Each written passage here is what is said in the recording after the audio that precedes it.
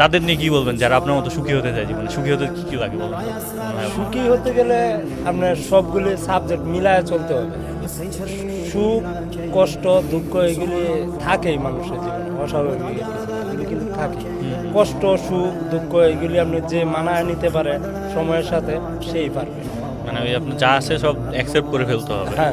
Accept করে জীবন চলতে। আমি শুনলাম আপনাকে নিয়ে গ্রামের কাজ করতে দেয় না ভাই, মানে কোথাও কাজ করতে গেলে আপনি কই বসে থাকেন, কাজ করতে লাগবে না আপনার?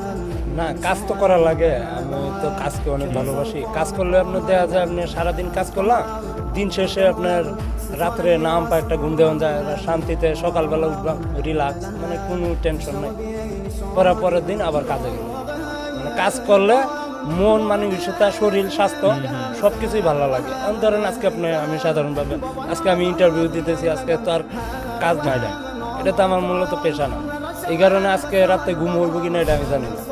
কিন্তু এই যে সারাদিন কষ্টের কাম করলে, পরিশ্রমের কাম করলে আপনার রাতে একটা ভালো একটা ঘুম দেওয়া যায় শান্তিতে, অনেক রিল্যাক্স।